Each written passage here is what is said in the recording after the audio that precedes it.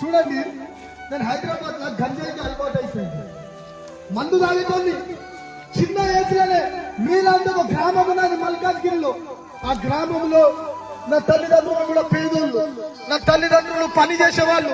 మా అమ్మ కూలికి వెళ్ళేది, మా డాడీ కూలికి వెళ్ళి నన్ను చదివించేటోళ్ళు. నేను చదువుకునేటోళ్ళు.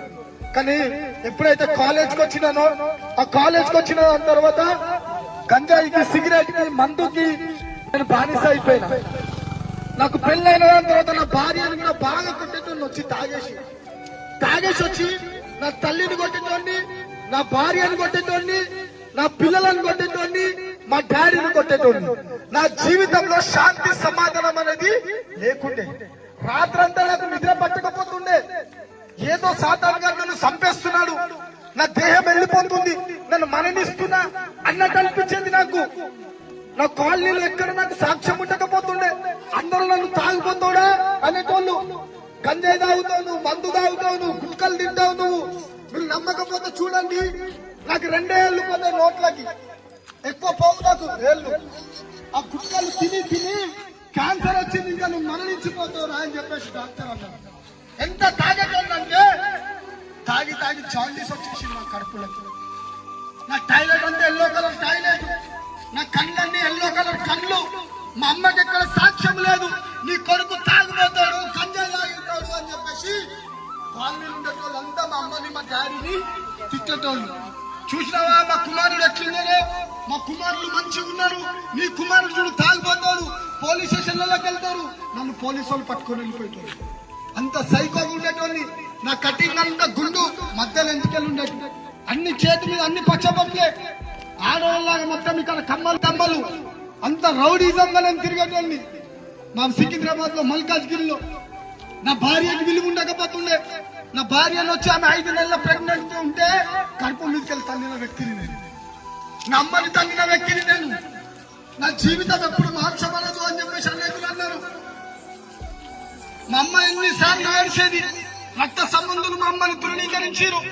మా కుమారులు చూడు ఎంత మంచిగా ఉన్నారో, నీ కుమారుడు చూడు ఎంత తాగుపోతాడో అని చెప్పి నా తల్లిని ఎంతో మంది అన్నారు.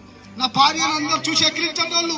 మా భర్తలు చూడు ఎంత మంచిగా ఉన్నారో, నీ భర్త చూడు ఎంత తాగుపోతాడో అని చెప్పి నా కోసం నా భార్యను ఎక్కిరించేటోళ్ళు.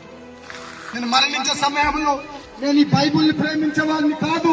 నేను ఒకసారి బైబుల్ని తీసుకొని ఆది కాండం నుంచి రెవల్యూషన్ వరకు ప్రతి పేపర్లు చింపి కాళ్ళ కింద తొక్కినోని నేను బైబుల్. మా అమ్మ బైబుల్ చదువుతుంటే ఇది ఒక భూత పుస్తకము, పక్కన పడే అని చెప్పి మా అమ్మని తిట్టేటోని నేను.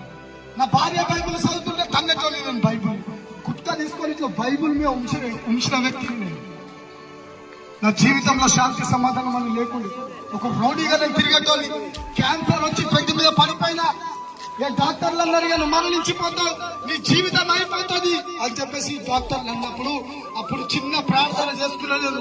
యేసయ్యా నా పాపాలను క్షమించు, నన్ను పరిశుద్ధపరచు ప్రభువా, ఈ రోజు నుంచి నీ సాక్షిగా బ్రతకాలనుకుంటున్నాను, నా తల్లిదండ్రులను మంచిగా చూసుకుంటా యేసయ్యా, నన్ను బాగు చేయ యేసయ్యా అని చెప్పేసి ప్రార్థన చేసినప్పుడు దేవుని సన్నిధి దిగొచ్చి నన్ను ముట్టిందండి.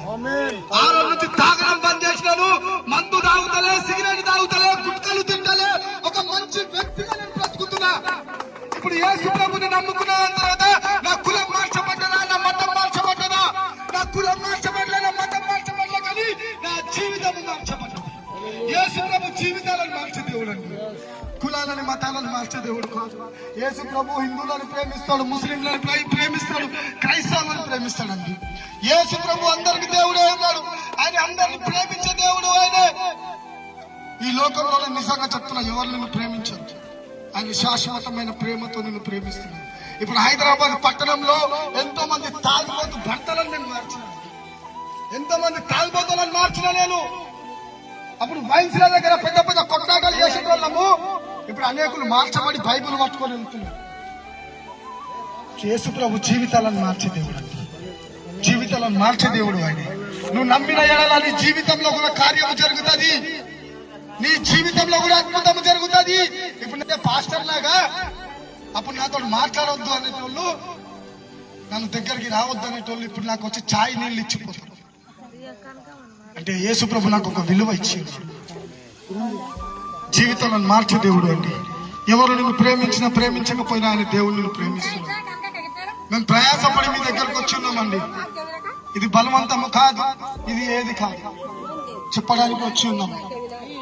మా జీవితంలో జరిగిన అద్భుతం మీ జీవితంలో జరుగుతుంది ఒక చిన్న ఆశతో వచ్చినామండి, ఇంకేం లేదు. మీ కుటుంబంలో వాళ్ళని తాగుబోతుడు మారితే చాలు కాదు.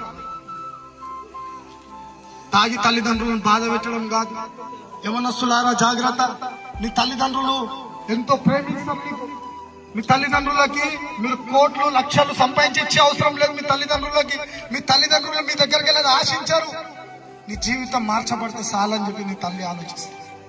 సాలింక నీ తల్లిని బాధ పెట్టిన కాడికి, సాలింక నీ భార్యని బాధ పెట్టిన కాడికి, ఈ న్యూ ఇయర్ మీద తాగుకుంటా న్యూ ఇయర్ జరుపుకోవడం కాదు. ఈ న్యూ ఇయర్ లో నీ జీవితాన్ని మార్చుకొని నీ తల్లిదండ్రులకి గిఫ్ట్ గా ఇవ్వండి. జీవితాలను మార్చే దేవుడు రండి యేసు ప్రభు దగ్గరికి.